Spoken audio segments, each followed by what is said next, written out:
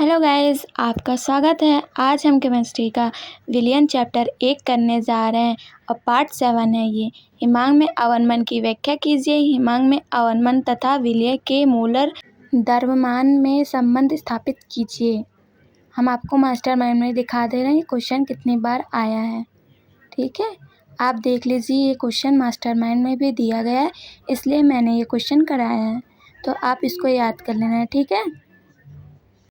तो चलिए इसका आंसर देख लेते हैं एकदम आसान परिभाषा में, ठीक है। आप देख लीजिए, हिमांक में अवनमन जब किसी द्रव में अवाष्पशील द्रव्य मिलाया जाता है तो उसका हिमांक कम हो जाता है।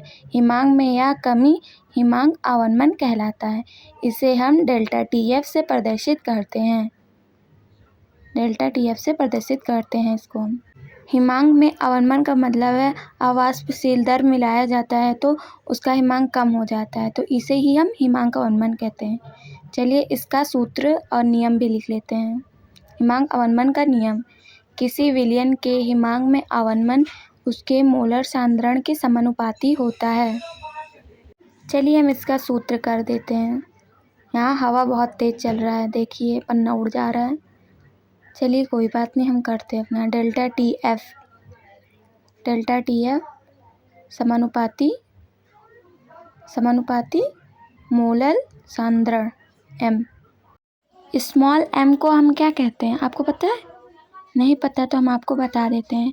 स्मॉल m को हम मोलर सांद्रण कहते हैं। मोलर सांद्रण, मोललता वही m, स्मॉल m मैंने आपको अगले वीडियो में बताया था। या मोलल, ठीक है।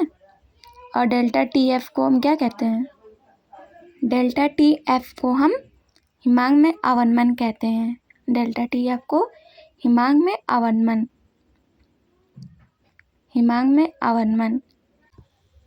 अब हम डेल्टा TF समानुपाती m, समानुपाती का चिन्ह हटाएंगे तो क्या होगा? KF होगा। समानुपाती का चिन्ह हटाने पर m, KFM। अब मोललता का सूत्र लिख लेंगे। WB 1000 गुणे 1000 बटे MB गुणे WA। इसके अकॉर्डिंग हम अब हिमांक में अवनमन का सूत्र लिख लेंगे। Delta TF equals to KF गुणे WB गुणे 1000 बटे MB गुणे WA, ठीक है। ये इसका सूत्र है हिमांक में अवनमन। देख लीजिए कितना आसान है, इसको आप याद कर लेना, ठीक है। चलिए मोललता को मैं एक बार और बता देती हूँ जिससे आपको और समझ में आ जाए, ठीक है। हिमांक अवनमन का नियम: किसी विलयन के हिमांक में अवनमन उसके मोलर सांद्रण के समानुपाती होता है। देखिए हिमांक के समानुपाती है, ठीक है। और ये ऐसे किया गया है, ठीक है। आप इसको याद कर लेना। आप देख सकते हैं मैंने कितना आसान परिभाषा कराया। अगर आपको ये समझ में आया हो तो हमारे चैनल के साथ बने रहें। चलिए मैं एक इसका न्यूमेरिकल भी करा देती हूँ आपको। चलिए हिमांक में अवनमन के अनुसार एक न्यूमेरिकल करते हैं। किसी पदार्थ के 7.5 ग्राम को 75 ग्राम जल में घोलने पर जल के हिमांक को 1.2 सेल्सियस का अवनमन हुआ।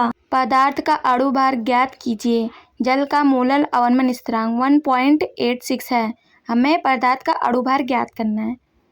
जल का मोलर अवनमन स्थिरांक दिया गया है और ये हिमांक में अवनमन का सूत्र है। इसके अकॉर्डिंग हम मान निकालेंगे, ठीक है। ये इसी के अकॉर्डिंग ये वाला सूत्र बना है, ठीक है। अणु भार निकालना है हमें, तो आगे देख लेते हैं। विलय का द्रव्यमान 7.5 ग्राम मतलब WB, ये देख लीजिए 7.5 ग्राम। विलय का द्रव्यमान 7.5 ग्राम WB, विलायक का द्रव्यमान 75 ग्राम WA।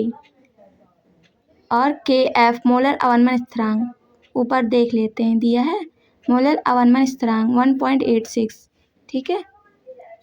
KF मोलर अवनमन स्थिरांक, इसका मान कितना दिया गया है? 1.86, दिया गया है, ठीक है। अब इसको मैंने लिख दिया है सूत्र के अकॉर्डिंग, ठीक है। 1000 गुणे 1.68 देख लीजिए KF का मान, गुणे 7.5 WB का मान है, ठीक है। और डेल्टा TF का मान और गुणे WA का मान लिख दिया मैंने। चलिए इसको हम सॉल्व करते हैं। हम m इक्वल्स टू 1000 गुणे 1.86 गुणे 7.5 बटे 1.2 गुणे 7.5, यहाँ पर पॉइंट रहेगा, ठीक है। 1.86 है तो हमने 0 लगा देंगे पॉइंट के बाद, 30 है तो 30 लिख देंगे। यहाँ पर एक पॉइंट के बाद एक अंक है तो हम 10 लगा देंगे। 0 से 0 कट गया, 2 0 से 2 0 कट गया, और 75 से 75 कट गया, ठीक है। और यहाँ पर चलिए आगे सॉल्व करते हैं।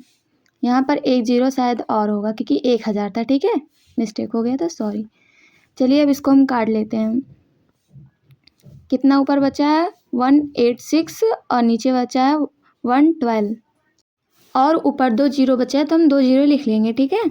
इसका आंसर कितना होगा 155 इसका आंसर होगा।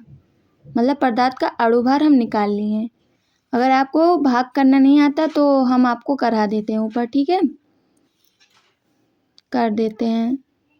186,0,0,0 और 12 से करना है, हवा चल रही है बहुत तेज। चलिए हम इसको अब भाग कर देते हैं। कितने बार में जाएगा, एक बार में जाएगा, ठीक है। एक बार में जाएगा तो हम 12 लिख देंगे, और यहाँ 6 बचेगा और ये कट जाएगा, और 6 फिर उतार लेंगे, 6 उतार लेंगे। अब ये 5 बार में जाएगा, 60, कितना 6 उतर जाएगा, 6 कट जाएगा 0, और ये 5 बार में फिर जाएगा। तो यही हमारा आंसर हो गया।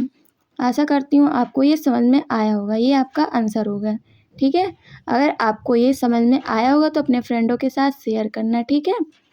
और ये क्वेश्चन आप ज़रूर से ज़रूर याद कर लेना, और ये न्यूमेरिकल भी सॉल्व कर लेना, क्योंकि इसी के अकॉर्डिंग पूछे जाते हैं, ठीक है। तो चलिए हम आपको एक बार आंसर भी दिखा दे रहे हैं, देख लीजिए, ठीक है। थैंक्स फॉर वॉचिंग, मिलते हैं अगली वीडियो में।